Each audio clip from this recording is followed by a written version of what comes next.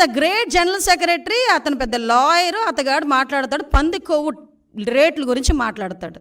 అంటే వీళ్ళ తాలూకా స్థాయి, వీళ్ళ తాలూకా ఆలోచన పరిజ్ఞానం ఎలా ఉందో ఆలోచించండి. అంత కాస్ట్లీ పంది కొవ్వట ఈ నెయ్యిలో కలిపేస్తారా అని అడిగాడు. అంటే అతగాడి తాలూకా తెలివితేటలు ఇలాంటి వాడిని పెట్టుకుని చేశారు. దీవన్నిటికీ కూడా సిట్ ఏర్పాటు చేస్తే సిట్ కూడా సొంత మనుషులతో చేయించారు సిట్ అన్నాడు. లేకపోతే సాక్షి ఉద్యోగస్తులతో ఏమంటారా? సాక్షి ఉద్యోగస్తులతో వేసేది సిట్ కాదయా, ప్రభుత్వ ఉద్యోగస్తులతో వేసేది సిట్. ఈ అధికారులందరూ కూడా నీవు పనిచేసినప్పుడు, నువ్వు ముఖ్యమంత్రి ఉన్నప్పుడు కూడా పనిచేసిన వాళ్ళే.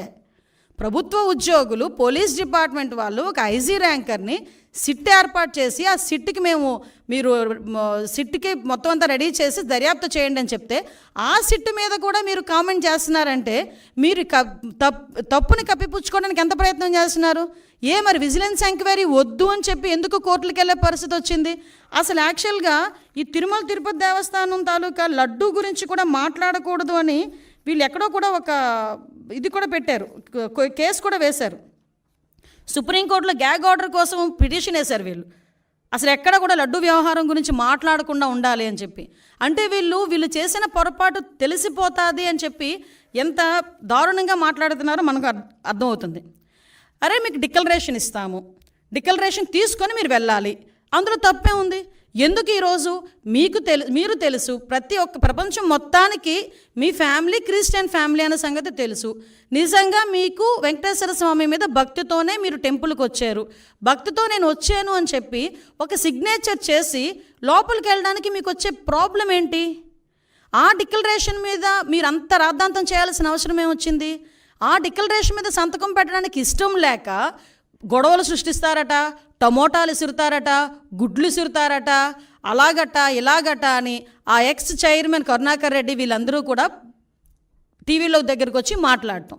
అంటే వాళ్ళే ఒకవేళ నిజంగా వచ్చినా వాళ్ళే అవి కూడా చేయించుకొని మన గులకరాయి టైపు, కోడికెత్తి టైపు చేయించుకొని తిరిగి జనాల మీదకి వెళ్ళే పరిస్థితి కూడా ఉంటుంది. ఇవన్నీ అరే నువ్వు వెళ్ళవయ్యా, నువ్వు హైందవ సంప్రదాయాన్ని పరిరక్షించెళ్ళు. ఎందుకు ఈ మాట చెప్తున్నావంటే మీరు ఒకసారి అర్థం చేసుకుంటానండి.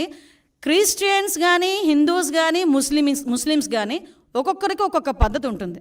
ఇప్పుడు కడప దర్గాకి వెళ్తాం, హిందువులు ఎంతమంది అరట్లేదు కడప దర్గాకి? కడప దర్గాకి వెళ్ళినప్పుడు ఆ గుడ్డ కట్టుకొని చక్కగా టోపీ పెట్టుకొని వెళ్ళరా? అజ్మీర్ వెళ్తారు, ఎంతమంది అజ్మీర్ వెళ్ళరు?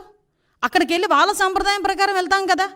తమిళనాడులోని ఇటువైపు కొన్ని టెంపుల్స్ ఉన్నాయి, షర్టు తీసి వెళ్ళాలి, మగవాళ్ళు షర్టు తీసి వెళ్ళాలి, అక్కడికి అలాగే లోపలికి పంపిస్తారు. కొన్ని చోట్ల పంచికట్టు కట్టుకుని వెళ్తారు, అలాగే వాళ్ళ దగ్గరికి వెళ్ళాలి. నేను నమ్ముతాను కానీ నేను అలా వెళ్ళనంటూ ఊరుకుంటారా? అక్కడ సేమ్ ఇక్కడ అంతే. చర్చికి వెళ్తాము, మోకరిల్లించి ప్రార్థన చేయాలనుకుంటే మోకరిల్లించి ప్రార్థన చేస్తాము అక్కడికి వెళ్ళిన తర్వాత నువ్వు గౌరవం ఉంటే. అలాగే ఇక్కడ కూడా గౌరవించి ఒక డిక్లరేషన్ మీద సంతకం పెట్టి వెళ్ళవయ్యా అన్నాం. దానికి పెద్ద రాద్ధాంతం చేసి దానికి దళితుల్ని కనెక్ట్ చేశాడు. అంటే అతను చేసిన పొరపాటుని కులమతాల మధ్య విద్వేషాలు రెచ్చగొట్టడానికి ఏ రకంగా మాట్లాడుతున్నాడు. నాకే ఈ పరిస్థితి ఉంటే దళితులకి ఏ పరిస్థితి ఉంటే? అసలు దళితులు అన్న పదం నోట్లోంచి రావడానికి నీకు అర్హత లేదయ్యా. ఎందుకు చెప్తున్నానంటే ఇదే తిరుమల తిరుపతి దేవస్థానం బోర్డు మెంబర్ల గురించి మాట్లాడుతూ నువ్వు ఒక మాట మాట్లాడు. చాలామంది రికమెండేషన్స్తో వస్తారు, సీఎం గారు రికమెండేషన్లతో వస్తారు, చాలా ప్రాశస్తమైన కమిటీ అది, ఆ బోర్డు అది అని చెప్పావు. మరి ఆ బోర్డుని ఒక రకంగా చెప్పాలంటే భ్రష్టు పట్టించడానికి 50 మంది సలహా మండలిని ఎందుకు పెట్టావు? నీకు విషయం చెప్పనా? అఫ్కోర్స్ అది కోర్టు కొట్టేసింది కాబట్టి పోయారు, కానీ నువ్వు ఇచ్చిన బోర్డులో కూడా 6గురికి నేర చరిత్ర ఉందని సాక్షాత్తు హైకోర్టు బయట చెప్పింది. నీకు ఇంకో విషయం తెలుసా? నువ్వు ఇచ్చిన బోర్డులో ఒక్కడు కూడా దళితుడు లేడు. నువ్వు ఈరోజు దళితుల గురించి మాట్లాడుతున్నావు. నీకు ఆ రోజే నీ చేతులతోనే టీటీడీ బోర్డు మెంబర్లకి దళితులకి ఇవ్వాలన్న ఆలోచన కూడా నీకు రాలే. మళ్ళా పైగా ఈరోజు దళితుల గురించి మాట్లాడుతున్నావు. మా హయాంలో మా బాలవీరాంజనేయ స్వామి గారు, మా మంత్రి గారు ఆ రోజు బోర్డు మెంబరు. ఇంకో విషయం కూడా ఇక్కడ ప్రస్తావించాలి కాబట్టి ప్రస్తావిస్తున్నా.